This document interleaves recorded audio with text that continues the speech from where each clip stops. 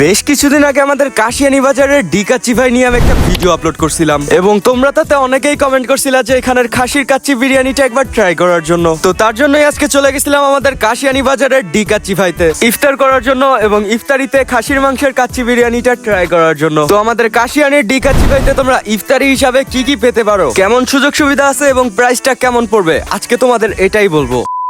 Hello guys, welcome back to my YouTube channel. This is Anik Chowdhury. বেশ কিছুদিন আগে আমরা চলে গেছিলাম আমাদের কাশিয়ানী বাজারের ডি কাচ্চি ভাইতে এবং রাতের বেলায় ডি কাচ্চি ভাইতে যাওয়ার জন্য আমরা ডি কাচ্চি ভাইয়ের কাচ্চিগুলাই ট্রাই করতে পারি নাই। তো ওই ভিডিওর কমেন্ট বক্সে তোমরা অনেকেই বলছিলে আমরা যেন এই রেস্টুরেন্টের খাসির মাংসের কাচ্চি বিরিয়ানিটা ট্রাই করি। তো আজকে চলে যাচ্ছি আমরা কাশিয়ানী বাজারে তোমাদের কথা রাখার জন্য। তো ইফতারির কিছুক্ষণ আগে আমি আর শুভ মিলে বের হয়ে গেলাম বাড়ি থেকে আর চলে যাচ্ছি কাশিয়ানী বাজারে। গাইজ, এই মৌসুমে তোমরা যখনই বাড়ি থেকে বাইর হও না কেন তোমাদের চোখে ময়লা যাবে এইটুক শিওর থাকো তোমরা। মানে আমরা কিছুটা দূর যেতে না যেতেই আমাদের চোখে চলে যায় প্রচুর পরিমাণে ময়লা, যেটা আমাদের চোখের 12টা বাজায় দেয়। তো তারপরে যেভাবেই হোক চলতে চলতে চলে আসি মেইন রোডে এন্ড এইখান থেকে কিছু দূর যাওয়ার পরে আমরা চলে যাই ভাটিয়াপাড়া গোল চত্বরে। প্রায় 6 থেকে 7 বছর আগে ভাটিয়াপাড়ার অবস্থা ছিল একদমই খারাপ, রাস্তাঘাট দিয়ে চলাচলই করা যেত না। এখন আস্তে আস্তে সেটা উন্নত হতে হতে এখন বাইরের দেশের কোনো রাস্তা থেকে এই রাস্তা কোনো অংশে কম না। আসলে আমার মনে হয় না আগে কেউ ভাবছে আমাদের ভাটিয়াপাড়া এতটা উন্নত হবে। তো তারপরে কিছু দূর যেতে না যেতেই আমরা উঠে পড়ি ভাটিয়াপাড়া ফ্লাইওভারে, যেটা একটা সময় আমাদের পুরো গোপালগঞ্জ জেলার ভিতর বিখ্যাত ছিল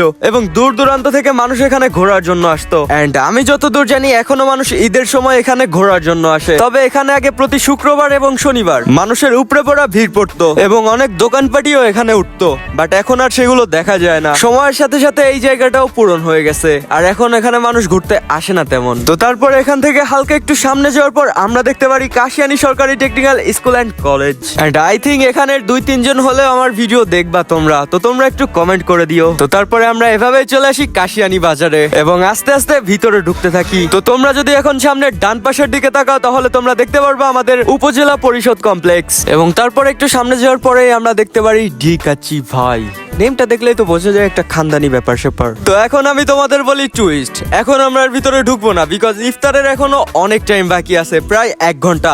তো তার জন্য এখন আমরা চলে যাব কোথায়? এখন আমরা চলে যাব টিটা ভাসমান ব্রিজে। তো এখান থেকে আনুমানিক 10 থেকে 20 মিনিট মতো সময় লাগবে টিটা ভাসমান ব্রিজে যাওয়ার জন্য। তো তোমরা কাশিয়ানী যদি এসে থাকো বা চিনে থাকো তাহলে তোমরা এই ব্রিজটা সম্পর্কে অবশ্যই জেনে থাকবে। এই ব্রিজটা দুইটা ভিন্ন ভিন্ন জেলাকে আলাদা করে রাখছে। ব্রিজের এক পাশে গোপালগঞ্জ জেলা এবং অন্য পাশে ফরিদপুর জেলা এবং আমরা এখন যেখানে যাচ্ছি ওইটা হচ্ছে ফরিদপুর জেলার ভিতরে। তো গাইজ, আমরা কিন্তু এখন চলে আসছি ফরিদপুর জেলায়। একবার চিন্তা করে দেখো, আমরা কিন্তু এক জেলা থেকে অন্য জেলায় চলে আসছি, ভাবা যায়? তো তারপরে কিছুক্ষণ যাওয়ার পর আমরা অন্য একটা রাস্তায় ঢুকে পড়ি আর এই রাস্তা দিয়ে সোজা 5-6 মিনিট আমরা যেতে থাকি। তো এভাবে যেতে যেতে কিন্তু আমরা চলে আসলাম সেই ভাসমান ব্রিজের সামনে আর এখান থেকেই কিন্তু দেখা যাচ্ছে সেই ভাসমান ব্রিজটা। এন্ড আমরা কিছুদিন আগে শুনছিলাম এই ব্রিজে ঢোকার জন্য নাকি টাকা লাগে, তবে আমাদের সাথে যে ড্রাইভার আছে আমার মনে হয় না আমাদের কোনো টাকা দেয়া লাগবে। তো এভাবে সামনে ঢুকতে ঢুকতে আমাদের পিছন থেকে ডাক দেয় যে ভাড়িরা টাকা দিয়ে যা, বাট আমাদের তো আর ধরতে পারে কেডা। সোজা ঢুকতে থাকি ভিতরের দিকে আর এইখানে এসে দেখতে পারি একটা ঢাল, যেই ঢাল দিয়ে নামা কোনো ব্যাপারই না আমাদের ড্রাইভারের জন্য। কিন্তু এই ঢাল দিয়ে ঢোকার সময় কোনো প্যারা খাইতে না হইলেও একটু সামনের দিকে যখন একটা জোড়ার উপর দিয়ে আমরা যাচ্ছিলাম আমি তো পিছন দিয়ে একদম লাফাইতেছিলাম ভাই। এন্ড আমি তখন বুঝতেছিলাম না আমার উপর কি নির্যাতন করা হচ্ছে নাকি। তো যাই হোক, এই নির্যাতন সহ্য করে আমরা চলে আসলাম নদীর ওপারে। এটা কি নদী নাকি এটা খাল আল্লাহ জানে এটা কি। তো নদীর এপারে আসে আমরা একটু সামনের দিকে যেতে থাকি ইটির রাস্তা ধরে আর ইটির রাস্তায় যদিও একটু ঝাঁকি খাইতে হচ্ছিল, বাট সামনে যদি এমন সুন্দর প্রকৃতি থাকে তাহলে এইটুকু ঝাঁকি তো সহ্য করাই যায়। তো তারপরে ওখান থেকে একটু সামনে যাই এবং গিয়ে দেখতে পারি ওইখানে আর কোনো রাস্তাই নাই। তো তারপরে ওখান থেকে ব্যাক করে আমরা চলে আসি নদীর পাড়ে। আর ভাই, এইসব সৌন্দর্য কেন জানি আমার কাছে অনেক ভালো লাগে দেখতে। তো আমার মতো তোমাদের কার কার এই সৌন্দর্য ভালো লাগে একটু ছোট করে কমেন্টে জানিয়ে দিও। এন্ড এইখানে দাঁড়িয়ে ব্রিজটাকে অনেক সুন্দর লাগতেছিল দেখতে।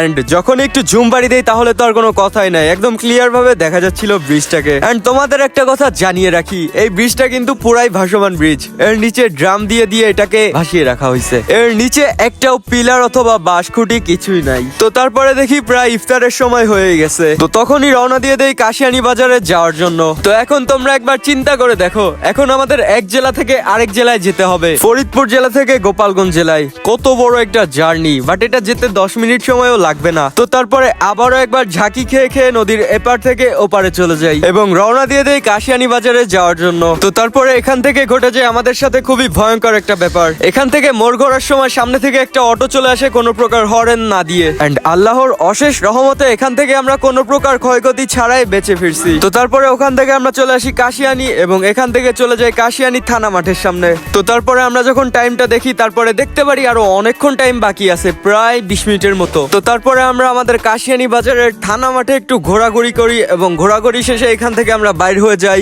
এবং এইখান থেকে বাইর হয়ে গিয়ে আমরা ঢুকি আমাদের কাশিয়ানী হাসপাতালে এবং তারপরে ওখানে কিছুক্ষণ ঘোরাঘুরির পরে আমরা চলে যাই সেই কাঙ্ক্ষিত জায়গায় ডি কাচ্চি ডাইনে। তো এখানে এসে এখন শুভ চলে গেল বাইক পার্ক করার জন্য, এন্ড তারপরে আমরা ভিতরে ঢুকে গেলাম। আর ভিতরে ঢুকে আমি ভাবছিলাম তোমাদের সবকিছু ঘুরে ঘুরে দেখাবো, কিন্তু আগের দিন যেহেতু দেখাইছি তাই আর আজকে দেখালাম না। তার জন্য এখন সোজা চলে গেলাম হাত মুখ ধোয়ার জন্য। তো তারপরে হাত মুখ ধোয়া শেষে আমরা চলে যাচ্ছি খাবার অর্ডার করার জন্য এবং তারপরে এসে দেখতে পারি এখানে রয়েছে গরুর মাংসের কাচ্চি, খাসির মাংসের কাচ্চি এবং গরুর মাংসের ভুনা খিচুড়ি। তারপরে খাবার অর্ডার করে আমরা বসে পড়ি টেবিলে এবং মেনু কার্ড পড়ার ভাব ধরতে থাকি। আসলে তো এগুলা পরে আমাদের কোনো লাভই নাই। তো তারপরে কিছুক্ষণ ওয়েট করার পরে আমাদের সামনে চলে আসে আমাদের আজকের ইফতারি। তো ইফতারির সময় এখনো না হয় আমরা কিছুক্ষণ বসে থাকি ইফতারি সামনে করে। আর আজকে আমরা অর্ডার করছিলাম 2টা খাসির মাংসের কাচ্চি বিরিয়ানি, হাফ লিটার বুরহানি এবং গরুর মাংসের ভুনা খিচুড়ি। ভাই এগুলো সামনে রেখে ওয়েট করতে একটু কষ্টই হচ্ছিল। তো তারপরে কিছুক্ষণ ওয়েট করার পরে দিয়ে দেয় আজান এবং আমরা শুরু করি আমাদের আজকের ইফতারি। তো এখানের মাংসের পিসটা তোমরা দেখতে পারলে বুঝতে পারবে এটা কেমন ভাবে সেদ্ধ করা হয়েছে এবং এটা পরিমাণে